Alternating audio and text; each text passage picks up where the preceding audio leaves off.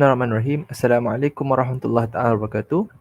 Hari ini kita akan mengulang kaji pelajaran tajuk Al-Kafalah dalam bab fiqh muamalat.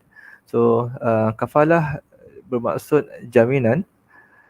Dari segi ta'rif pula, ta'riful kafalah min haitsu lughatan iltizam wa dhamm. Iltizam wa dhamm bermaksud iltizam berpegang teguh, wa dhamm mengumpulkan. Okey.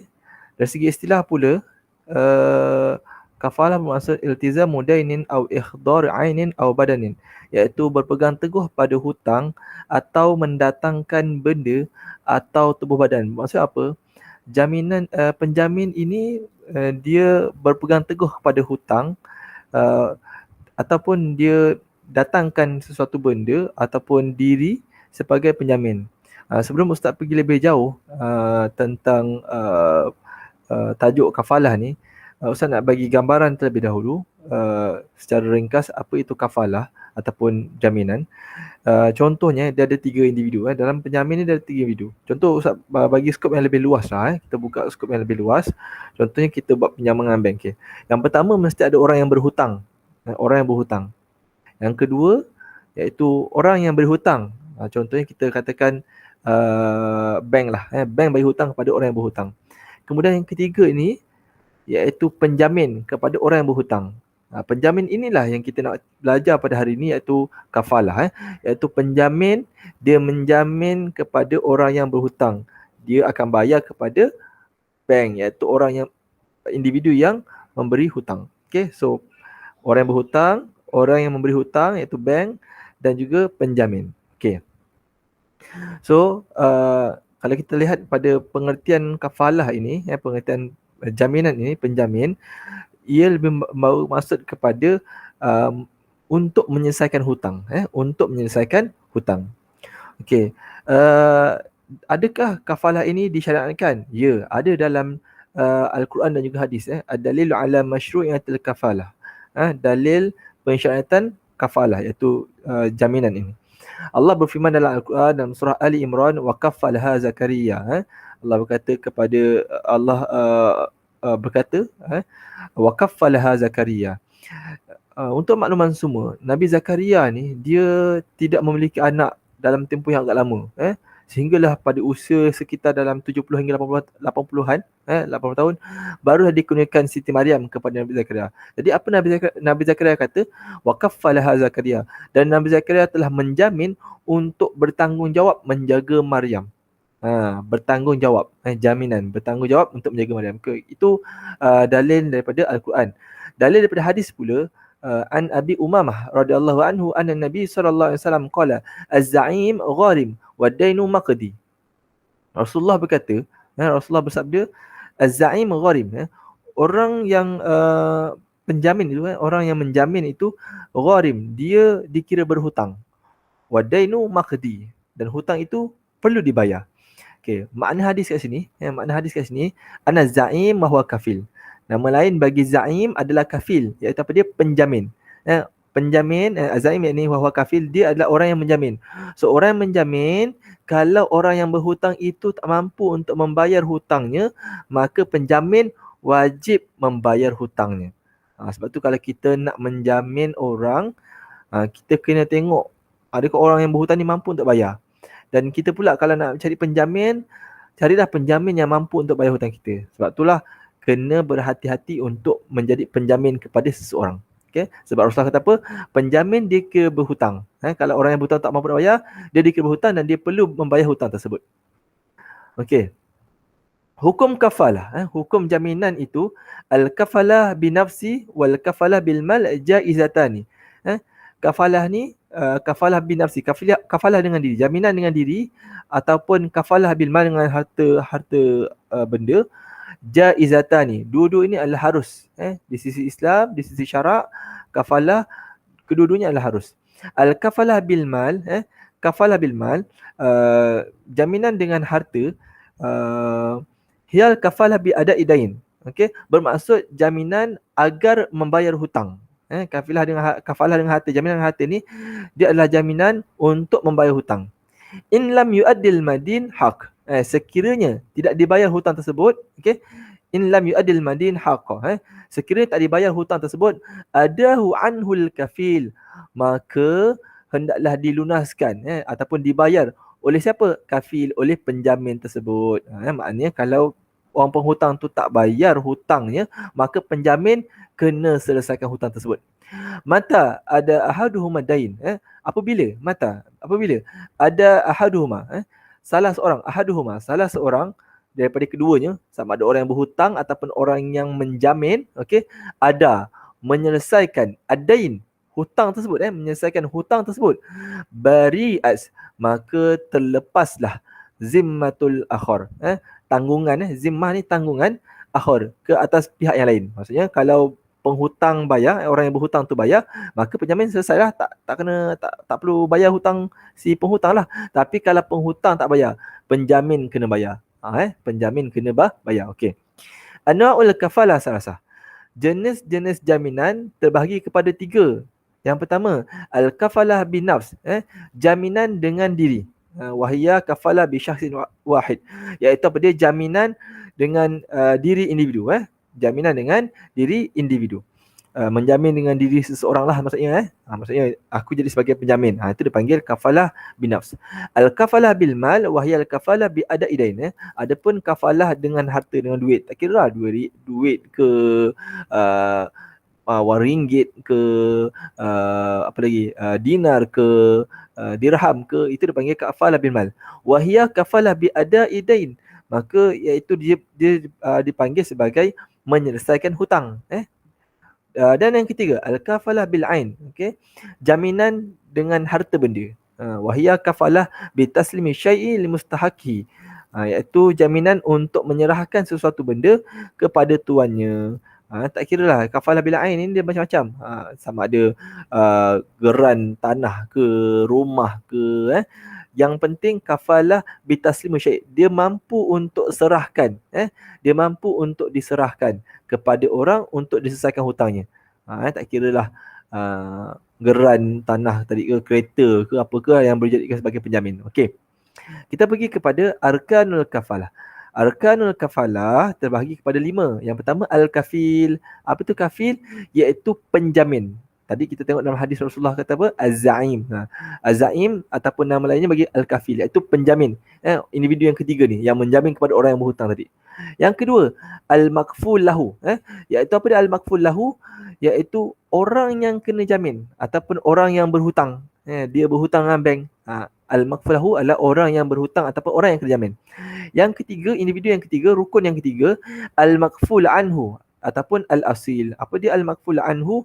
Iaitu orang yang menerima faedah ataupun individu yang menerima faedah jaminan tersebut ataupun orang yang memberi hutang. Orang yang berhutang tu dia menerima jaminan. Ataupun dia bank. Contohnya bank. Dia adalah individu yang menerima faedah daripada jaminan tersebut. Okey. Yang keempat, rukun yang keempat, al-makful bihi. Betul, al-makful bihi barang. Barang yang digunakan untuk menjamin. Barang yang digunakan untuk menjamin seperti duit ke, tanah ke, geran tanah, rumah ke, kereta dan sebagainya lah. Okey. Yang kelima, sirah. Apa tu sirah? Iaitu lafaz. Lafaz antara ijab wal qabul. Okey, kita pergi kepada syurut al-kafalah. Syarat-syarat bagi rukun-rukun yang 5 tadi. Okey. Syarat yang pertama bagi rukun kafil. Syarat bagi rukun kafil. Bagi orang yang menjamin. Apakah syaratnya? Ayyakuna ahlal litabaru. Iaitu orang yang mempunyai kelayakan untuk tabaruk, untuk memberi. Kena ingat, kafalah ni dia punya konsep adalah memberi. Ayyakuna ahlan tabaruk. Dia mempunyai kelayakan untuk memberi. Mestilah orang yang berakal, bulugh, iaitu balik, dan juga rusydi, iaitu cerdik. Okey. Li'annal kafalah tabaruk. Kerana konsep jaminan ni dia adalah konsep memberi. Fala tasihul kafalah al-majnun. Maka tak sah jaminan itu kepada orang yang orang gila. Penjamin adalah orang gila, tak boleh. Ataupun penjamin itu adalah sobi, kanak-kanak. Minta adik-adik kita yang umur setahun tahu jadi penjamin kita, tak boleh lah. Ataupun wal mahjur alaihi la safah. Ataupun orang yang dia ni bahasa bahasa kasarnya sikit, dia ni bodoh lah dia bodoh, dia ataupun OKU, otak dia tak berfungsi dengan baik, kan, dia tak boleh nak uruskan diri dia, itu dia panggil al-mahjur alaih li safah. So inilah syarat bagi rukun yang pertama, iaitu al-kafil, penjamin. Okey, poin dia adalah ahlun litabaruk. Okey, kita pergi rukun yang kedua, al-makfulahu. Okey, apa syarat-syarat bagi al-makfulahu? Iaitu orang yang kena jamin, orang yang berhutang. Okey, orang yang berhutang ayyakuna ma'rufan ladal kafil ma'rifatan ainiyah. Okey, iaitu hendaklah dikenali oleh penjamin secara pasti, ayyakuna ma'rufan, mestilah dikenali. Okey, orang yang berhutang ni mestilah dikenali oleh siapa? Lada, oleh al-kafil, oleh penjamin. Penjamin tu kena kenal siapa orang yang berhutang tu, siapa yang dia jamin tu. Okey, ma'rifatan ainiyah, dengan sebetul-betul ataupun sekenal-kenal, sekenal-kenalnya, kena kenal siapa yang aku jamin ni. Okey, itu adalah syarat bagi rukun yang kedua, al-maflahu, iaitu orang yang berhutang. Okey, yang ketiga, rukun yang ketiga, al-makful anhu ataupun asil, iaitu pihak yang memberi hutang ataupun pihak yang menerima faedah daripada jaminan tersebut, iaitu contohnya kita bagi bank tadi. So apa syaratnya? Ada dua syarat. Yang pertama, ayyakun al-haq sabitan fi zimmatihi. Okey, ayyakun al-haq sabitan fi zimmatihi. Maksudnya apa? Iaitu hendaklah barang yang ia beri tu, hendaklah barang yang dia beri itu pasti, sabitan, pasti, fi zimmati, menjadi hak orang yang berhutang. Saya ulang semula, ayyakun al-haq sabitan fi zimmatihi, hendaklah barang yang ia beri pinjam itu sabitan, pasti, pasti, fi zimmatihi, untuk si peminjam ataupun untuk orang yang berhutang tu. Okey, bukan untuk kegunaan orang lain. Maknanya kalau dia kata dia bagi pinjam tu kepada si Ali, yang bagi pinjam tu Abu. So Abu pastikan barang yang dia nak bagi pinjam pada Ali tu untuk Ali, bukan untuk orang lain. Okey, faham Okey, syarat yang kedua, la yashtaritu ridha al-maghful anhu fil kafalah bil mal.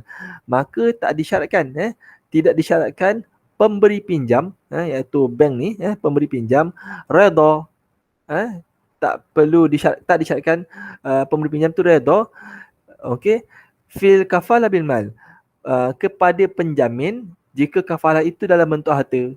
Maksudnya apa? Bank dia tak perlu redha siapakah penjamin yang orang berhutang tu cari, kan? Katakanlah penjamin ini bapak orang yang berhutang ni. So orang si bank, si bank al-makful anhu ni, dia tak perlu redha pun. Tak perlu redha pun yang dia ni nak bapak, tak kisahlah kan, tak kisahlah siapa yang jadi penjamin dia, tak kisah. So dia tak perlukan, tak disyaratkan untuk redha. Okey. Tu maksud dia. Okey, kita pergi ke syarat rukun yang keempat, iaitu al-makful bihi, iaitu barang. Okey, syarat bagi barang tersebut, barang yang dijamin tu. Okay, dia ada 1, 2, 3, 4, 5. Ada 5. Okay, kita tengok yang pertama. Ayyakunul makful bihi haqqan sabitan lil makful lahu indal akad. Maksudnya apa? Hendaklah barang tersebut, haqqan sabitan, menjadi hak yang pasti. Haqqan sabitan, menjadi hak yang pasti.